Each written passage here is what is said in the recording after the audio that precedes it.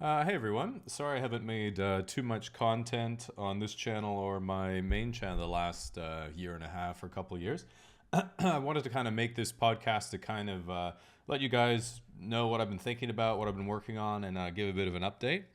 And a big part of the reason why is I've kind of been almost agonizing over some of the things that I've been working on the last probably about over that period, I guess, year and a half, 2 years, that I really want to be able to communicate with other people because I think they'd be really helpful. I've just been struggling because it's just something that's been so difficult to do. And it relates to, I'm sure some of you are probably familiar about, I guess about a year and a half ago, I uploaded a video to my main channel and then quickly took it down that was talking about how at the time, a couple weeks prior, I had sort of like, a realization about myself or like some experience. And from that, from that period, I was like, I haven't experienced any anxiety or any anger or any sort of, neurotic emotion or that type of thing.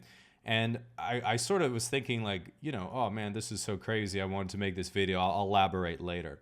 And basically everyone was like, oh man, is this, one time I took psychedelics and something like this happened. Oh, it sounds like, average YouTuber takes drugs and tells everyone about, he's met God, or something like that. And it just really wasn't the case. And so I took it down quickly because I was like, oh, Jesus, like, everyone, I felt like kind of bad because I was like, oh, everyone just thought I took some drugs and made a YouTube video. And I was like, well, that's not good for the brand. But, and so for the last year and a half, I've been really thinking because it wasn't I will say it was certainly a premature moment to start sort of talk about it, but it really has been my experience for about a year and a half now of just, having a sort of realization and a self-understanding that I think is really, unfortunately, not that common and very niche, but something that I think can apply to almost everyone. And it really has been the case that basically all the things that I used to really plague me a lot, things like social anxiety, things like anger at, reading a dumb opinion online, envy, comparison, sort of guilt, or, maybe regret, wishing things could be a different way, or ambition for wanting to do something in the future, or even something as simple as like nightmares or just the emotional relationship to dreams.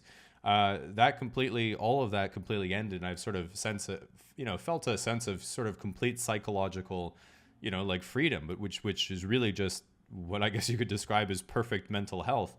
But it's something that I think is so misunderstood that I've been thinking for so long, just like, Jesus, how do I talk about this? Because and I figured, well, might as well just give it a go and see how it ends up. I've really spent in over the last while, I've never done this before, and this is not like it's not like a well edited draft or anything. I'm not like Leo Tolstoy over here, but I wrote like 400 or 500 pages in a Word document just trying to figure out how to communicate it is what I want to talk about. So I thought, I'd kind of introduce that now and maybe get a bit of context and just sort of see, kind of gauge the reaction, because I certainly was a bit overwhelmed with how everyone was, worried about me or whatever it might be when, it's the opposite of the case, I suppose.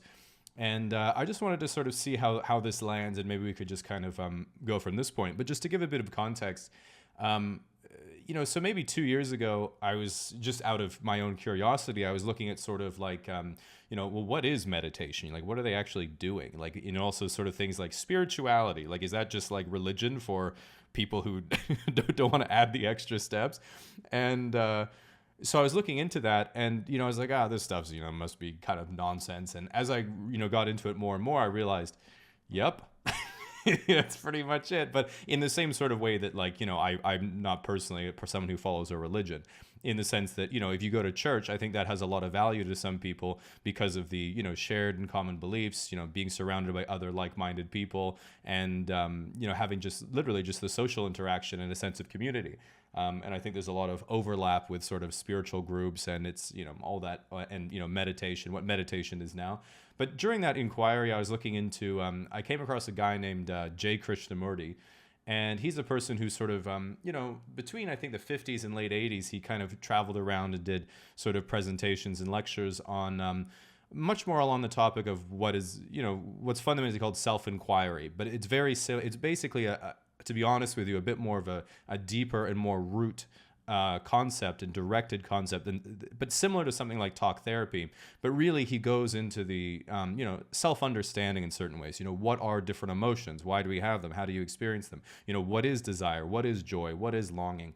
And I was like, oh, this is kind of interesting, because he could come up with some ideas like, oh, if you look at anxiety, well, what is it? Well, it's a bodily sensation, but it also always comes paired with thinking. Whereas, for example, physical fear, like if you're about to fall off an edge, you don't need to think to have the same emotion. And I was like, oh, that's interesting. Yeah, there's a difference there. I never really noticed that. And so I started listening more and more to him, because I was like, oh, this guy clearly actually knows what he's talking about. This is a really interesting area of inquiry. And I just thought it was some more knowledge or insight that I could pick up that might be helpful to me in some way. So as I was listening to him, I kept getting more and more interested. And what I found was really interesting is it kind of struck me that I was like, well, wait a minute, he's not really... The more I listened, it was like, he doesn't really care about this stuff that much. He doesn't really seem to be that interested in, teaching people about, this is how anxiety works, this is how desire works, this is how anger works. He talked about it, but he just didn't seem really like that interested in it. He was talking about something else. And I was trying to figure out what it was, and that sort of trying to figure out what it was kind of became an obsession for me for like 4, 5, 6 months. Because I just couldn't fucking get it. I was like, what's this guy talking about? Like, he kept talking around. It's like he just wouldn't come out and say what he wanted to say, just walking around, just drawing a circle around something. And I just could not figure out what it was. And then finally, again, this is after like 6 months of obsessing over this, I was thinking to myself, and I was like, oh, I think I get it. I think he's trying to, he's basically saying, it's not actually possible to think about yourself. There's no me that's actually an object that you can turn into thought and then think about. You can't really think about yourself. In essence, the only thing that you can think about are things that aren't yourself. And in a way, it's like you're the one thinking. You can't think about yourself. It's impossible. And there was just sort of like, I had that thought, and then maybe like 15, 20 seconds later, I was like, oh shit. Like, yeah, I mean, just like in a mind map, that you do as a kid, where you're like, you draw a picture in the center that says me. And then you have, oh, here are my friends, and over here are your hobbies, and then over here are your interests, and then over here's your past and your future. But it all revolves around this concept of me. And I just realized, oh yeah, obviously that doesn't exist. Like, there's no actual entity that you can think about that's called me. Like, you're the one doing everything radiates outwards from that. That's actually not an entity. And in sort of an instant, there was like a those like invertible poppers that you put, you invert them, you put them on the table, and they pop, and they like jump up like 3 feet in the air. Like, it felt like that happened inside my brain. And I was like, oh shit, yeah, you can't think about yourself, fucking obviously. And literally since that moment on, which was about 1.5 years ago, with that realization, along with some other sort of more experiential things, there's just been a permanent change in sort of mental perception of, I haven't experienced anxiety, haven't experienced anger in relationship to other people's thoughts, like reading some idiot on Twitter, any jealousy, envy, there's no sense of ambition. And I don't mean the good type of ambition, like, oh, what do you want to do? Oh, that sounds fun. Let's go do it. I mean, ambition is like, I have to be someone, or, this sort of feeling that your current circumstance isn't enough. But the reason that to me it's so profound is it really fundamentally is like, a realization that this is what basically everyone is looking for. The old, I mean, I hate to sound so cliche, but the idea is, it's not that you aren't happy, or that, you're not capable of experiencing happiness. It's that you have other beliefs about yourself, which is this entity, that me that is your self-knowledge and all the things you think about yourself, that basically cloud over it. And so what people do in their lives, and instead of unfortunately just sort of acting from a place of happiness, is they believe that by living according to their self-knowledge, which is their beliefs about themselves, when the external world is in alignment with what they believe their life should be, then they feel happy. But it's only because those beliefs aren't acting anymore. So it creates this illusion that everything's about goal setting and achieving your goals and self-actualization, or reaching your potential, or any of that kind of stuff, which is actually just fundamentally not the case. And so for me, what's been so challenging is sort of having this change in experience that's stuck with me to this day. And like, I mean, the first thing that's hard to communicate to people is immediately everyone's like, oh, that's bad, that must have been a bad thing. And it's like, no, it's not a bad thing at all. It's almost like, imagine you spent your whole life believing in God, and you suddenly realize like, oh my God, all the anguish and suffering that was causing me, thinking that I was sinning, or thinking that I was you're not supposed to eat this or do this, or there's all these rules I have to, all of a sudden realizing, oh, that any God that you can imagine is just made up by human belief. We just made him up. And then your belief goes away, and then all the emotional relationship to the consequences of that belief goes away too. But it's a much more primordial one than that, which is the realization fundamentally that the most deeply held belief that every human being on earth seems to have is the imagination of themselves. And the much more deeply rooted understanding that, oh, that doesn't exist, I made it up. A working theory that I have is that I think it's very likely that what it is in order to understand other people's lives, what we do is we take our own memories, and then part of our brain, almost like an SD card, copies from the hard drive to the SD card. It sort of reconfigures your own memories, and you use that reconfiguration of your own memories to imagine how someone else's life is going. And I think it might be that faculty being accidentally used on yourself. And the reason you don't need it is because you already have your own memories. You already know your own experiences. There's no need to actually go in and access them again, reimagine them, so to speak. So I think that might be how it functionally structures in the brain. But again, I'm not exactly sure. But the reason to me that it's so important is because this fundamental concept, which historically was called self-realization, but nowadays that's such a loaded term. It's like saying, hey, would you like to come to my course and buy my 7 infinity chakras and you can be enlightened like me, only $400 a day? Like, you're like, oh yeah, fuck off, buddy. It's just usually just filled with absolute, insanity, right? Completely filled with the opposite of any sort of semblance of sanity. But really the phenomena, which has been known about for ages, it's what meditation originally was for, which was basically go sit over there, stop asking questions, figure out what your conscious experience is. It was never sort of like sitting with your legs crossed and saying, oh man, I just have to be indifferent to my experience, or like whatever, even mindfulness now. I mean, it's all forms of, it's just not what it fundamentally was. It originally was a much, much deeper root than something like talk therapy, in the sense if you can sort of think of talk therapy as pruning the leaves on a tree, where a person or a professional will ask you questions about your beliefs about yourself and your life. And what happens is, as you bring those leaves to the surface, basically you bring the branches to the surface, which is your beliefs, and the beliefs take form in thought and emotion. And so when you have those thought and emotion, it allows you to start observing your actually deeply held beliefs, and you're able to see the errors in what you understand about yourself. And the moment you see an error in your own self-understanding, it'll be corrected instantly. Instantaneously, your brain fixes it. And that's sort of like pruning the leaves. And then in addition, the way that, say, therapists or coaches will help you with your life is, once you sort of get your beliefs a little bit more constructive, then you're able to start building the external world to sort of match your beliefs.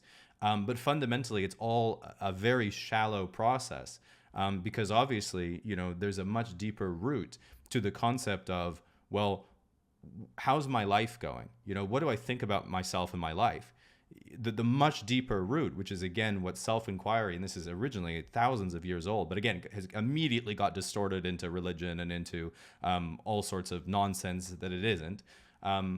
But what it really is about is like, well, wait a minute. If really what I'm trying to figure out here are, what are my beliefs about myself, and what are the circumstances I'm in externally?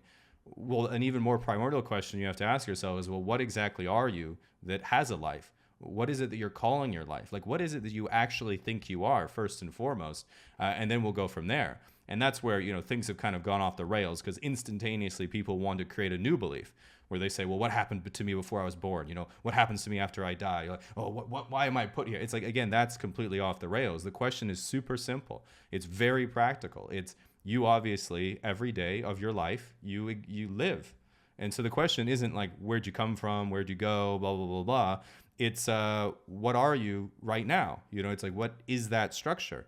But because, I think we're so ensconced in a world of, say, knowledge fundamentally, it's pretty much impossible to crack into that nut the right direction, because the way to crack into the nut is the realization, for example, that all, again, mental illness, not in the sense of just like a, some actual physical damage to the brain or something more severe than that, but say what we conventionally call mental illness, like, say, well, I mean, look, the world's pretty fucking mentally ill, right? Like, we all kind of know there's a lot of anxiety, a lot of depression, a lot of anger, a lot of irrational experience of emotion, all sorts of stuff in the world that we say, Jesus, we got a bit of a problem on our hands. But what's not really understood is the solution that I'm describing, for example, which is an actual change in psychological mental processing, is a result of a realization of a fundamental error in understanding about who you are, in essence. And what that means is the solution to mental health and the understanding of mental health and your own mental health is through subjective understanding. It's not through objective understanding. And the difficulty is the world of academia is entirely a world of knowledge. And knowledge can only be accessed through thinking. And an effort to try to make that objective the irony is using knowledge to try to understand yourself is literally the cause of the problem.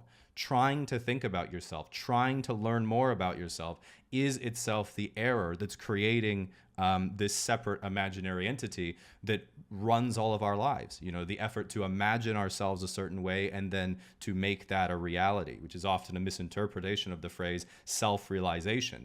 People think that it's like, oh, I'll imagine myself and then make that real. It's like, no, that's really just, idealism and trying to reach your potential or self-actualization, which are all fundamentally mild forms of delusion. Because again, what is the entity that's creating the beliefs about yourself in the future is actually who you are now. And so what you'll find is the reason that your life always seems like a moving target is because there's no understanding that the entity that's making those plans for your future self or trying to conform to the beliefs about the past or the future is itself who you are right now doing the thinking. And so it always seems like a carrot and a stick or something like that, because it's a misunderstanding of how thinking operates as a sensory perception, so to speak. But anyway, that's probably a bit of a mouthful. But what I really want to emphasize and what I kind of want to spend more time talking about, what I've been trying to work on, is trying to help understand, like, what is that, that click, that click in self-understanding where you truly do get like, oh my God, there is no objective thought called me that I can then imagine and think about. It's all sort of a misunderstanding. And, one more way to communicate that might be helpful is like this, is that, as a human being, we all kind of know they're like, oh, I'm like consciousness or something. And it's like, well, what's in consciousness, for example? It's like your experience moment to moment is, it depends. It's whatever you're aware of right now. So it's like, say, are you seeing something? Are you hearing something? Are you touching something? Are you let's stop with those for a second. But what it's also, it's like, are you thinking something? And the thing that's very strange is the way that we operate is when we touch something, we're like, oh, I can feel what I'm touching now because I'm doing it now. If I stop touching it, I can't feel it anymore. If I see something, it's because it's happening now, I can see it. If I hear something, it's the sound is occurring now, I can hear it.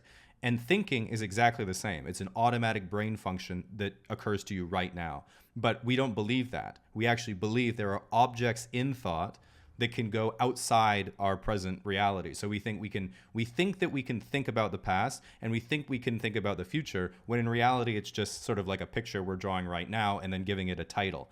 But that's sort of falling into our imagination and believing that what's occurring within thought is actually the reality, when actually the only real part is the sensory perception itself that contains those images. It's like Ditto, it's like Ditto isn't, the only Ditto can look like any Pokemon, but it's only Ditto, it's the only one it is.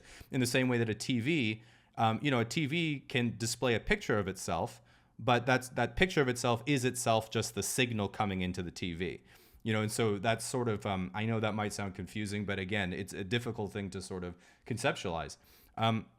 But at any rate, the biggest reason I wanted to talk about this is because, obviously I feel deeply passionate about the idea of, helping everyone with their mental health and that type of thing. And I think the thing that I've come to realize and has been grating on me for a year and a half is that the whole world believes that the solution is in more education, or more self-understanding, like more, not self-understanding, rather more knowledge about yourself, when the entity that is itself causing the problem is self-knowledge. I mean, this is what's historically been referred to as your ego or your self-image, but really the understanding of it that I think makes the most sense is just your self-knowledge.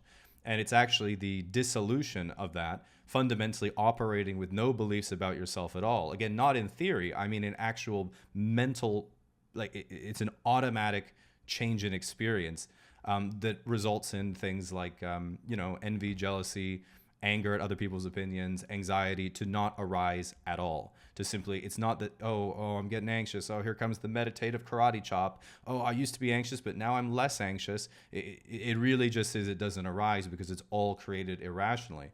And the thing that I think is what weighs on me so heavily is I understand how difficult it is to understand what I'm talking about for example, right now. And you immediately want to say, oh, he's talking about philosophy. Oh, he's talking about psychology. Oh, he's talking about, meditation. Oh, he's talking about religion. Oh, he's talking about spiritual. I'm not talking about any of those things. I'm really just talking about an erroneous belief that nearly every human being has, that the moment that it dissolves in your own, because you get why it doesn't make any sense, your brain operates fundamentally differently to how it did before, which is something that I don't think anyone could, I never conceived of that as a thing, other than if someone has like some weird brain damage or like mental trauma, but it really is like, it's not that even in the slightest way. And so it's very difficult because it's like you look at the world of like, well, what's the conversation right now around mental health? It's always objective understanding. To give a small example, I was reading the headline of a paper and then read the abstract, and they're saying, oh, scientists hypothesize that anxiety might be a means of preserving social status in a group. And this is unfortunately like from my perspective, you're just like Jesus. Like the people doing the research don't even understand what they're doing. It's like you as an individual entity experiences anxiety, but doesn't know what it is. And so they then presume that it's like, oh, it doesn't seem to make a lot of sense, so it must be an evolutionary leftover, or there must be some analysis we can do. This is complete nonsense. The first thing I'd say is absolutely all of your emotions and thoughts make absolute, complete, instinctive, perfect sense. The problem is that we experience our emotions twice, in the sense that there's only one RGB color wheel in relationship to immediate physical perception. Like say, for example, the fear that you're going to fall off a cliff. You don't need to think, you just experience the fear of physical danger, or a bear's walking through your tent, your campsite. There's no thought that gets paired with that emotion of fear, but that's real physical fear. In contrast, anxiety is always in relationship to your beliefs about yourself. And it always, if you have a belief about yourself that says, oh, there's danger in this particular social interaction, you're going to experience what we call social anxiety, which is a thought paired with anxiety. It's the same sensation, but it also now comes paired with a thought and is in relationship to your beliefs that there is danger in social interaction. It has nothing to do with status impairment evolution from an evolutionary perspective, because it's completely not the case at all that these say anxiety is caused by evolutionary factors. It's created by beliefs about yourself, and they're created from a very young age, and for most people they persist until they're 80, 90 years old and they die. They never lose these beliefs ever their whole life through, and you can tell the researchers who are doing this research are still in the same camp, because if you don't experience anxiety at all, especially in relationship to your imagination of yourself, which is the only time you experience anxiety, otherwise it's genuine physical fear, you realize instantly what fear is. Fear is a physical danger to the physical organism. That's the only thing that it is. There is no other circumstance you experience fear. The only other time you experience fear is if you believe that you can think about yourself, which again, I know everyone does, but it's not fundamentally possible. And then if you believe you can think about yourself, then you imagine yourself, and then because you believe you are your imagination of yourself, there are then other objects in imagination that can threaten that, threaten who you think you are. So that's like nightmares, for example. Nightmares completely end if you have this sort of understanding, because there's no emotional relationship to dreams, because they're just your imagination. And the only way that you're ever in your imagination, like in a nightmare, is if you think you can think about yourself, which is fundamentally, again, the root of this entire thing that's not fundamentally possible. And so going back to the paper, for example, it's the effort of academics, and again, this is no slant on academia, I think it's great, but most things in the world are about accumulating our knowledge and understanding in order to make more refined, thoughtful insights on the topic. The difficulty with this, however, is the only solution to mental health, like the cure for mental illness, like not just make it a bit better, the cure is the realization in your own self that there is no object of thought called me that you can then imagine and then manipulate in your own mind and have it interact with the world. It's, you think you can do that because you can imagine what you look like, but that entity is exactly that. It's no different than watching a tape recording of yourself 10 years ago. It's not, that's not who you are. It's an image that you relate to. It's not the actual the conscious entity, even though we, again, all that we seem to be able to do is think around ourselves. But we're talking about that very central entity, which is the key to sort of, uprooting the entire structure, is getting to the absolute root core, which is who am I? What is it actually at the root of this whole structure that's there? And so what that means is the cure for mental illness is purely in a subjective understanding. It does not matter, for example, if you're an academic and you were to discover, or maybe you're, say, Nobel Prize winner, and you agree with me. You say, I think Jamie's right. Our understanding is that mental illness is caused by the relationships between someone's beliefs about themselves and how those beliefs interact with the outside world, their imagination of their past, and the imagination of their future. And again, the beliefs about their world. And it's like, well, there you go. There's a great definition of what we would call our common mental illness. The difficulty is, what are you going to do with that? The only thing that people think is possible is to improve those relationships. But the actual resolution is in understanding the entirety of the structure. And the root of the structure is based on a completely false premise, an absolutely complete false premise. And the realization of the nature of that original underlying root premise eliminates the entire rest of the structure because it's all a mistake. And so that's sort of really what I've been very passionate about the last sort of year and a half. And something that I figured that, hey man, I've thought of many different ways I could try communicating it. And I think one of the biggest and most unfortunate things is the people right now who are talking about this, guys like Eckhart Tolle. If you ever go listen to him, he talks about his experience of the present moment, and to be in the present. And the difficulty is, he's talking about, if you look at a bit of his history, the same sort of click moment that I'm describing. But the difficulty is his communication style is through a spiritual kind of approach, which I think turns off a lot of more secular oriented people like myself. But he's fundamentally, again, just doing the same thing the other guy did, using whatever language and knowledge he has to walk a circle around the actual phenomena. I personally think Jay Krishnamurti is a great person, but even someone like, his name's George Gurdjieff, who lived, I think, 70, 80 years ago or something, who had a very comical way of doing it, which was basically taking someone's self-image or their self-knowledge and their beliefs about themselves and then jamming a giant wedge in it and basically it's like shock therapy, in the same way that, if someone is scared of pickles and then, Dr. Phil, brings a truckload of pickles and pours it on top of them. It's just sort of see, they're not dangerous, that type of shit. But he would do it for your own, beliefs about yourself that are very strongly held.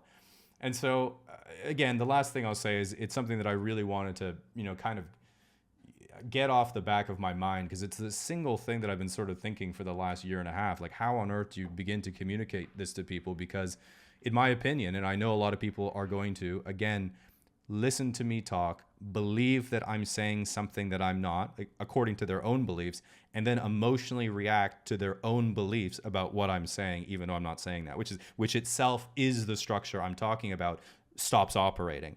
But anyway, I wanted to start talking about this, and I want to see the sort of feedback that people give and maybe a direction I can move in to talk more about this type of thing, because, again, it's something that I just see as something that I have a bit of a perspective on that I think could really deeply help people, that I just think, there's not really many other people who understand what this is. It really is something that I think that is that sort of unknown. But really, it's what desperately, I'd say, look, it's desperately what at least, 20% of the population is almost literally dying to know or dying to understand. But basically, it's also something that you immediately realize there's no need ever to get angry at a dumb Twitter post. There's no need ever to get upset when people have beliefs that aren't your beliefs. There's no reason ever to feel anxious or feel social anxiety. And those are things that even people who think they're mentally healthy, they're only operating at like 80%. There's still the people are scared to do the things they want to do, for example, which is again this error of the two RGB color wheels conflicting. Your imaginary self could be threatened, but your actual, physical immediate senses sees opportunity and is excited to go and do something new in the world that you want to do. And so that conflict is like, a compass needle pointing north and another compass needle pointing south. And you're just like, oh, I can't make sense of it. And so people literally for thousands of years have come up with nonsensical statements like, oh, the person that you love the most is also the person you hate the most. There's no happiness without overcoming your fears. It's just nonsense. It's just again, it's just crazy. And it's something that I really desperately, I keep repeating myself, but man, I hope I can kind of talk more about this. And I'd like to get some feedback on where people are coming from, because my first impression is Jesus. I haven't been able to talk to anyone in real life who's sort of, it makes any sense to. Like most people would just think it's, oh, this is ontology, in philosophy. They're, oh, you should read about philosophy so you can. It's like, it's not philosophy. It's not philosophy. It's not psychology. It's not religion. It's not spirit. It's none of those things. And so it's very difficult to try to communicate and walk people around. And I know I've kind of rambled on for quite a while here, but I'd love to hear what you guys sort of think of an approach I can do here. But anyway, nice talking with you. I want to give you guys an update of why I haven't done so much stuff recently, but I've been great, and I hope you guys have been good too. We'll chat soon.